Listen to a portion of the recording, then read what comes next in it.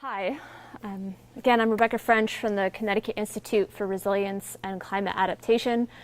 We were founded about a year ago we were announced by the governor in January 2014. There was a ribbon cutting ceremony, but we really got up and started last summer.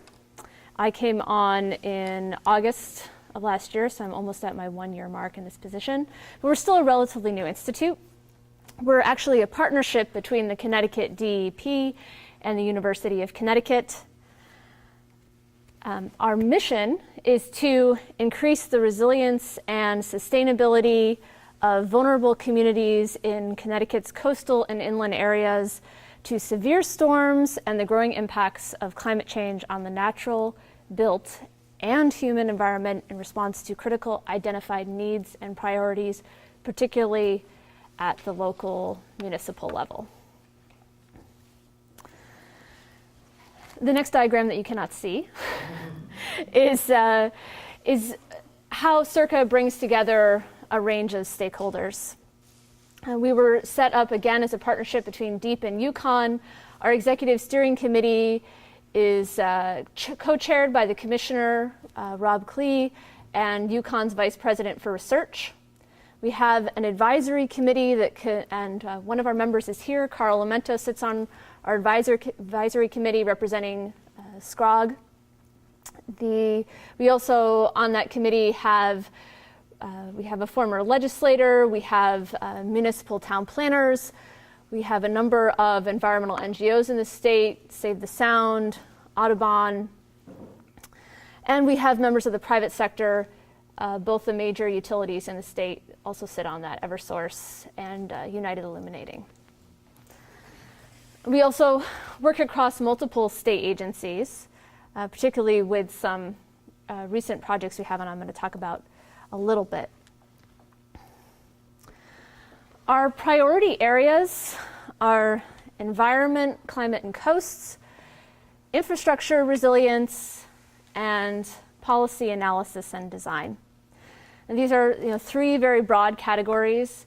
Specifically what we're working on at this moment in time, there's a lot of plan work. Again, we're just getting up and running. But the projects that we're specifically got started right now are on sea level rise projections at the local scale for Connecticut.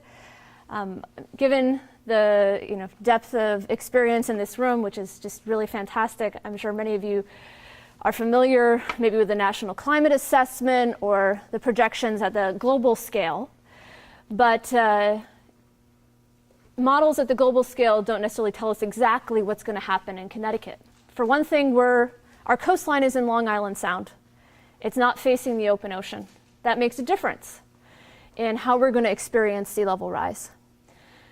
Lucky for us, UConn and he's our executive director, has been studying Long Island Sound for the past 2 decades, and he controls or monitors the buoy system that is what engineers use right now to understand the wave height of waves hitting our shore for design of structures. And so we can use that more local information to better understand how Connecticut's going to experience sea level rise and storm surge, and how those things come together, which is actually even a little more important than sea level rise, is what we call the return frequency of storms. Basically means, so we have something called 100-year storm.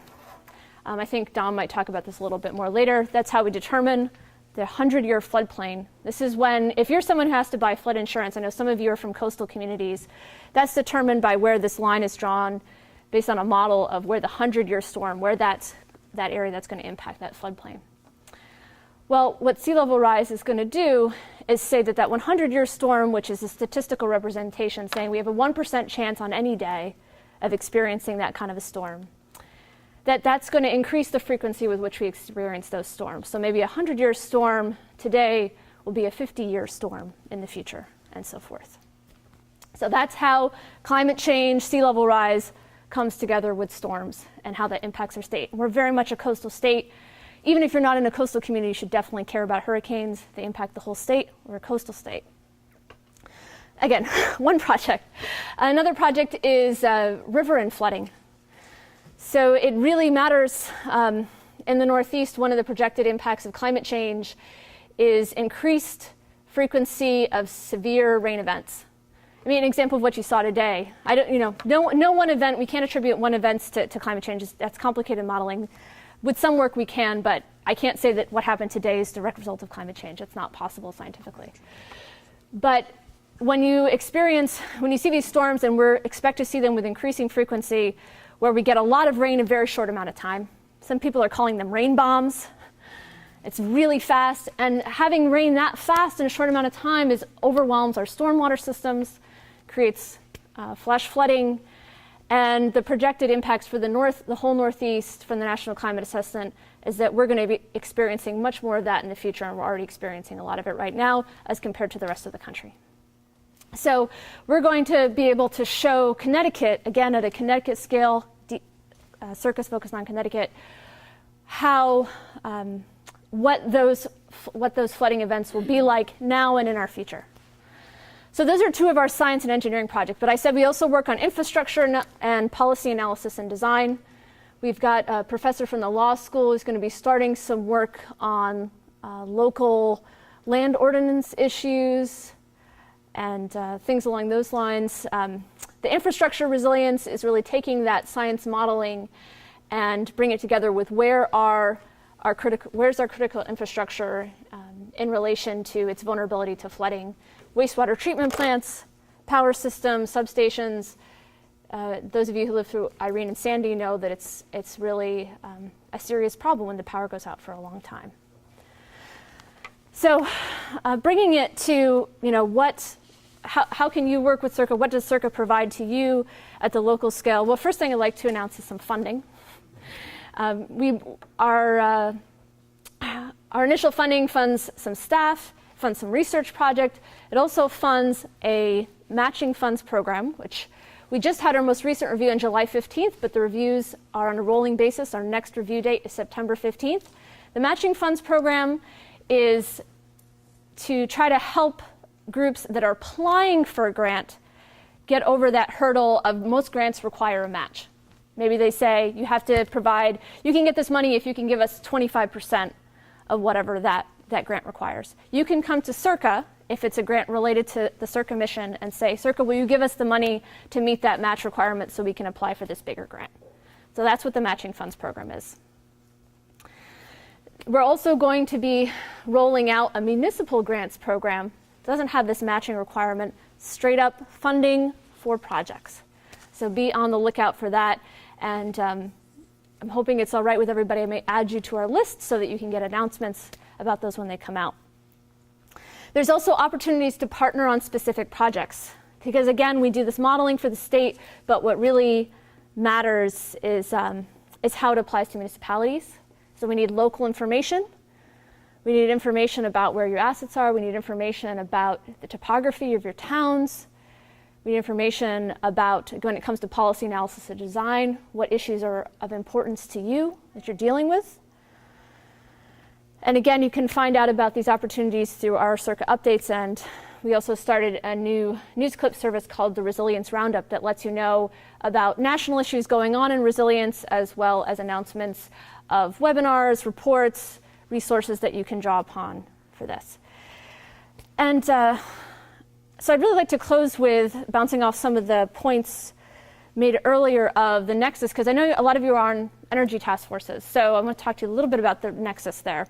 Microgrids, already brought up, but microgrids is a very important nexus. It's often using renewable energy, but also allows for something we call islanding in the case of a storm, that areas that are attached to that microgrid, when the power goes out, those can stay up and running. This is really important for emergency services, hospitals, shelters. You need to have those during a storm. It's an important resilience strategy.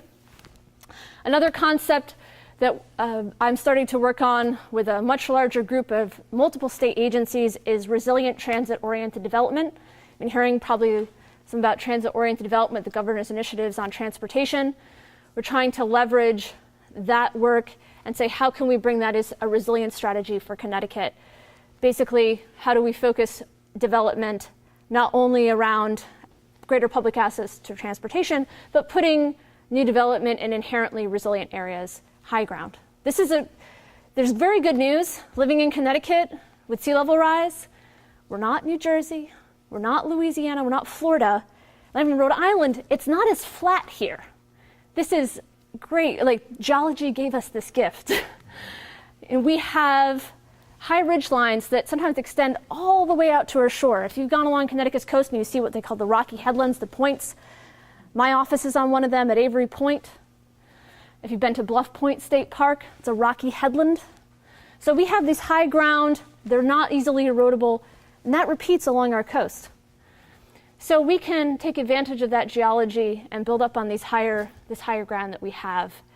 And what I would pitch to you, there's a lot of, there are new groups starting that are focused around sea level rise task forces for planning, resilience task forces. Starting one of those would be a great idea. I'd also suggest infiltrating existing governance programs, like your planning and zoning commissions. The planning and zoning commissions hold a great deal of power over these issues at the local scale. We've already seen this when I've talked to municipalities. Do you have requirements that people be elevating their homes if they're in vulnerable areas? There aren't that many rules on the books right now for that would really help get people out of harm's way. A few towns have it. It's very much a local decision. The state does not make the decision. But there is a requirement that the plan of conservation and development incorporate sea level rise. So towns are going to be having these discussions, and you can be a part of them. Okay, thank you.